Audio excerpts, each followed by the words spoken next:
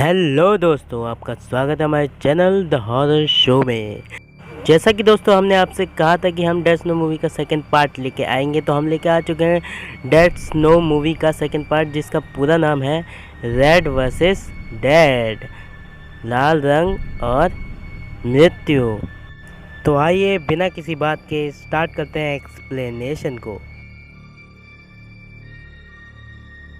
तो मूवी वहीं से स्टार्ट होती है जहां पर ख़त्म हुई थी कि मार्टिन गाड़ी में बैठ चुका है और तभी उसकी जेब से सोने का सिक्का गिरता है और जब वह उठाता है तो उसके सामने आ जाता है कर्नल हर्ज़ॉग और वह उसकी गाड़ी में अपना हाथ डाल देता है और मार्टिन वहां से गाड़ी भगा रहा होता है। सभी सैनिक उसके ऊपर चढ़ जाते हैं और तभी सामने से एक ट्रक आने वाला होता है। वो ट्रक जो होता है वो कर्नल हर्ज़ॉग को उड़ा देता है, लेकिन कर्नल हर्ज़ॉग का हाथ वो मार्टिन के शीशे में फंस जाता है। दूसरी तरफ जो कर्नल हर्ज़ॉग होता है वो रॉन्ग टर्न वाला सीन करता है ट्रक वाले के साथ। वो अपने सैनिकों द्वारा उसे मरवा देता है और उसका मुंह कुचल देता है और वह पॉपुलेशन की तरफ जाता है और इस दूसरी तरफ मार्टिन शहर में जाता है। कार से शहर की ओर जाते समय मार्टिन की गाड़ी जो होती है वह खाई में गिर जाती है। दूसरी तरफ से जब होश आता है तो वह डॉक्टर के पास होता है। डॉक्टर के यहाँ पर पुलिस वाले आके उससे सवाल करते हैं, लेकिन मार्टिन जो जवाब देता है उस पर उन्हें विश्वास नहीं होता। फिर मार्टिन गौर करता है कि उसका हाथ वापस कैसे आ गया, क्योंकि उसका हाथ कट चुका था। तभी डॉक्टर उसे बताता है कि हमने आपका हाथ जो कट चुका था वो जोड़ दिया है। फिर मार्टिन उसे कहता है ये मेरा नहीं, ये सैटर्न का हाथ है। तभी वह हाथ अपने आप से काबू बाहर हो जाता है और सब पे हमला करने लगता है। वो लोग कैसे भी करके उसे पकड़ के नींद का इंजेक्शन दे देते हैं और वह बेहोश हो जाता है। दूसरी तरफ कर्नल हर्ज़ॉग लोगों के घर में घुस के उन्हें मारने लगता है और उसका जो नाजी डॉक्टर होता है वह उसे मार्टिन का हाथ लगा देता है। उसके बाद वो लोग सब मिलके एक ग्रेवयार्ड में जाते हैं जहाँ पर कुछ जर्मन सोल्जर को दबा रखा था। कर्नल हर्ज़ॉग उन्हें उठाने की कोशिश करता है, लेकिन उसका डॉक्टर कहता है कि उनकी लाश जो है वो गल चुकी है, तो इसलिए वह चर्च में घुस के उधर के ब्रिस्ट को मार देते हैं और उसके सर पे हाथ रख के कर्नल हर्ज़ॉग कुछ बोलता है और वह जिंदा इविल डेड बन जाता है। दिखाते हैं मार्टिन को स्ट्रेचर पे लेटा के बहुत बुरी तरह से बांध रखा होता है। पुलिस ऑफिसर सो रहा था। इसी के वजह से एक बॉबी नाम का लड़का उसके ज़ॉम्बी हाथ को देखने के लिए अंदर आ जाता है और वह उसकी फ़ोटो खींच के अमेरिका के ज़ॉम्बी स्क्वाड को भेज देता है। मार्टिन उसे कैसे भी लालच में लाकर अपने आप को छुड़वा लेता है, मगर वो बाहर से नहीं जा सकता था क्योंकि बाहर पुलिस खड़ी थी। इसलिए वह जब बॉबी को छूता है तो बॉबी खिड़की से नीचे गिर जाता है। उसे पता नहीं था उसके हाथ में कितनी ताकत थी। वह बॉबी को सीपीआर देने की कोशिश करता है, मगर उसके हाथ में इतनी ताकत थी कि उसका चेस्ट क्रश कर देता है। दूसरी तरफ वो पुलिस उसे उसी खिड़की से देख लेता है। वह सोचता है कि मार्टिन ने उसे मारा है, ऑब्वियसली सब यही सोचेंगे, इसलिए मार्टिन वहाँ से भागता है। वो पुलिस वाला उसका पीछा करता है, लेकिन उस हाथ का इरादा कुछ और ही था। वह हाथ मर्सिडीज कार का लोगो उठाकर उस पुलिस वाले के सर पे मारता है, जो एग्जैक्ट उसके सर पे लगता है और तभी वह कैसे भी करके उस कार को चला के वहाँ से निकल पड़ता है।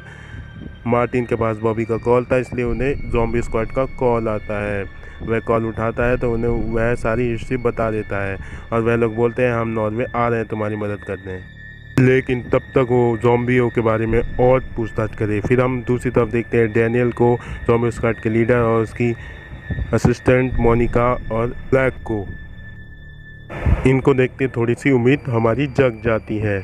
तभी ये लोग पहुंच जाते हैं नॉर्वे अपनी एरोप्लेन से और ये लोग बॉबी का मोबाइल ट्रेस करके जो मार्टिन का पता लगा लेते हैं और वहाँ जाने से पहले ये लोग कुछ हथियार खरीद लेते हैं क्योंकि ज़ॉम्बी से तो लड़ना पड़ेगा ही। तभी मार्टिन पहुँच जाता है वर्ल्ड वॉर के म्यूज़ियम में, जहाँ पर वहाँ के क्लर्क से वह पूछताछ करता है ज़ॉम्बी कर्नल हर्ज़ॉग के बारे में।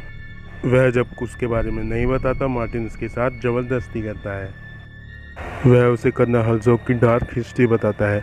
वह बताता है कि खुद हिटलर ने उसे टेल्विक नाम के गाँव को मिटाने का ऑर्डर दिया था, लेकिन गाँव मिटाने से पहले ही उनकी टीम नाजी हारने लगी। अब उन्हें ये सब पता चल चुका था कि जो ऑर्डर नहीं कर पाया था वह उन्हें मिटाने की कोशिश करेगा। मैप चेक करता है, उसे पता चलता है कि म्यूज़ियम एकदम टेल्विक के बीचों बीच है। तभी बाहर से आवाज़ आती है और कर्नल हर्जोग अपनी पूरी टीम के साथ वहाँ पहुँच चुका था। हर्जोग अपने साथ टैंक चलाने वाले सिपाही भी लाया था और वह एक आदमी का इंटेस्टाइन निकाल के उससे टैंक में तेल भरने लग जाते हैं, मतलब पेट्रोल। और कर्नल हर्जोग अपनी टीम के साथ म्यूजियम में घुस जाता है। हर्जोग से बचने के लिए मार्टिन पुतले बन के खड़े हो जाता है। हर्जोग वहाँ से मैप लेके चल जाता है। मार्टिन बाहर आता है तो उसे वहाँ कुछ ज़ॉम्बी दिखते हैं। वह अपने हाथ की टेस्टिंग करता है तो वह अपने हाथ से फट से सबको मारने लगता है। उसके हाथ में बहुत ताकत थी। अभी मार्टिन एक मरे इंसान के सर में हाथ रखता है और वह जिंदा हो जाता है। वह उसे फिर से मार देता है और वह समझ जाता है कि उसके हाथ में कितनी ताकत है। वह फिर से उसे जिंदा कर देता है। तभी पीछे से एक कुल्हाड़ी आती है और वह उसे मार देती है। और वह वही डैनियल था। वह अपनी फर्स्ट ज़ॉम्बी किल की फ़ोटो भी लेता है, लेकिन मार्टिन की एक्सपेक्टेशन उनसे ज़्यादा थी। मार्टिन उस आदमी को फिर से जिंदा करके उसे अपने हाथ की ताकत दिखाता है। ये देखते ही डैनियल उसे कहता है कि तुम हर्जोग के लिए अपनी एक आर्मी बनाओ। बताता है कि हर्जोग ने रशियन सिपाही को मार दिया था और उनकी लाश अभी भी बर्फ़ के पहाड़ों में छुपी हुई है। अगर वह उसे जिंदा जलाएंगे तो उन्हें भी बदला लेने का मौका मिल जाएगा। प्लान तो खतरनाक था, लेकिन मार्टिन मान जाता है। मार्टिन और डैनियल और उसका ज़ॉम्बी निकल पड़ते हैं। ब्लैक और ग्लैन को वो हर्जोग का ध्यान बटाने के लिए कहते हैं। दूसरी तरफ कर्नल हर्जोग टैंक लेके बढ़ रहा था और उसके सिपाही सबको मार रहे थे। दूसरी तरफ मोनिका और ब्लैक प्लान बनाते हैं कि ज़ॉम्बी को कोई एक इंसान शॉप तक लाएगा और 2 जने उसे बम से उड़ाएंगे, लेकिन जाने वाला वही होगा जिसे तेज़ दौड़ना आता हो, इलाके के बारे में पता हो। वो था क्लैन वहाँ जाता है, ज़ॉम्बी को अपनी तरफ भटकाता है। आधे ज़ॉम्बी उधर जाते हैं, लेकिन आधे ज़ॉम्बी को हर्जोग नहीं जाने देता। ज़ॉम्बी उसके पीछे भागते हैं। ये सारे चीतड़े उड़ जाते हैं। प्लान की जसत से वो खुश होने लगते हैं, लेकिन उन्हें नहीं पता था कि खतरा अभी टला नहीं है। तभी हर्जोग उनकी तरफ टैंक से बम फेंकता है। उन्हें कई बार टैंक से शूट करने के बाद कर्नल हर्जोग अपने रास्ते में आगे बढ़ जाता है, यह सोच के कि वह लोग मर चुके हैं।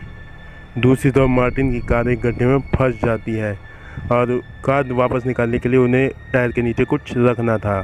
उनके पास ये करने के लिए उनका ज़ॉम्बी था। वह रखते हैं और वो लोग निकल जाते हैं बाहर। वो लोग उस जगह तक पहुंच जाते हैं। मार्टिन के हाथ रखते ही देखते सारे रशियन सोल्जर बाहर निकल आते हैं और उनका जो कमांडर होता है वह मार्टिन की ओर बढ़ता है। मार्टिन बहुत डरने लगता है। जैसे ही उनका कमांडर मार्टिन के सामने आता है, मार्टिन की हवा टाइट हो जाती है, मगर उसकी किस्मत अच्छी थी कि वह उसका गुलाम था। दूसरी तरफ सुबह तक कर्नल हर्जोग टेलविक पहुंच जाता है। पूरा टेलविक खाली पड़ा था। तभी उसके सामने मार्टिन और डैनियल आ जाते हैं और मार्टिन कहता है कि उन्होंने सारे लोगों को यहाँ से हटा दिया है। तभी मार्टिन सारे रशियन सोल्जर को बुलाता है और उन्हें देख के कर्नल हर्जोग भौचक्का हो जाता है और फिर मार्टिन उसे अपना हाथ दिखाता है। कर्नल हर्जोग को अपना हाथ देख के बहुत ही पछतावा होता है, लेकिन रशियन कमांडर सिर्फ कर्नल हर्जोग को देख रहा था। तभी लड़ाई शुरू हो जाती है। रशियन कमांडर सीधा हर्जोग की तरफ बढ़ रहा था और जो भी उसके सामने आ रहा था वह उसे मार रहा था। इतनी बड़ी जंग छिड़ चुकी थी, इसलिए वहाँ पुलिस भी पहुँच जाती है, लेकिन पुलिस वाले सोचते हैं कि वहाँ पर कार्निवल चल रहा है। लेकिन तभी उनका मूड बदल जाता है। उन्हें देखते हैं कि वहाँ पर तोप इस्तेमाल हो रहा था। टैंक उनकी तरफ आता है और उनकी गाड़ी को कुचल देता है। वह कुचलने से पहले ही बाहर निकल जाते हैं। पुलिस ऑफिसर भाग के एक घर में छुप जाते हैं। मार्टिन डैनियल को टैंक काबू करने के लिए भेजता है। दोनों कर्नल आपस में भिड़ जाते हैं और तभी वहाँ पर ब्लैक, ग्लेन, मोनिका पहुँच जाते हैं।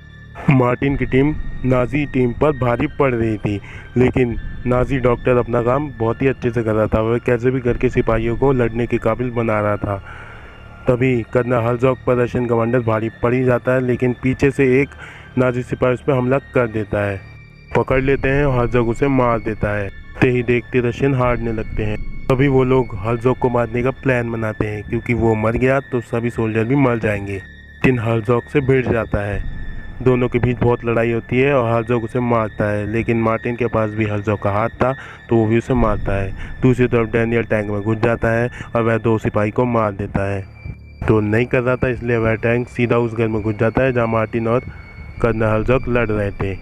वह लोग सीधा टैंक पे ऊपर चढ़ के घर से बाहर निकल आते हैं। अब नाजीज ने सभी रशियन को मार दिया था। सिर्फ मोनिका, ग्लेन और ब्लैक बचे थे। वह लोग अच्छे से लड़ते हैं, लेकिन ग्लेन को एक ज़ॉम्बी मार देता है। अब डैनियल जाके टैंक को कंट्रोल करता है और मार्टिन को कर्नल हर्जोग मारने ही वाला होता है।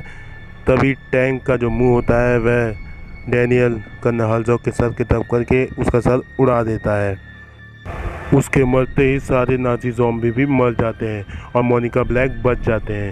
वो लोग ज़ॉम्बी के ऊपर अपनी जीत को सेलिब्रेट करते हैं और ज़ॉम्बी स्क्वाड वहाँ से चले जाता है। मार्टिन भी कार लेके वहाँ से सीधा हैना की कब्र पे जाता है। वह हैना की कब्र को खोलता है, उसमें से हैना को निकाल के उसे हर्जॉग के हाथ से जिंदा कर देता है। दोनों खुशी खुशी फिर से एक हो जाते हैं और उन्हें देख के मार्टिन का ज़ॉम्बी बहुत खुश होता है। इधर ये मूवी ख़त्म हो जाती है। लास्ट सीन में हमें दिखाया जाता है कि कर्नल हर्जॉग का सर नाजी डॉक्टर को मिलता है। इसका मतलब इसका कोई सीक्वेंस तो ज़रूर आएगा, लेकिन यहीं पर डेथ नोट सीरीज़ ख़त्म हो जाती है। आगे की कोई रिपोर्ट नहीं बताई गई है कि मूवी आएगी कि नहीं आएगी। ऐसी और वीडियो देखने के लिए सब्सक्राइब करें हमारे चैनल द हॉरर शो को और लाइक करें, सब्सक्राइब करें हमारे वीडियो।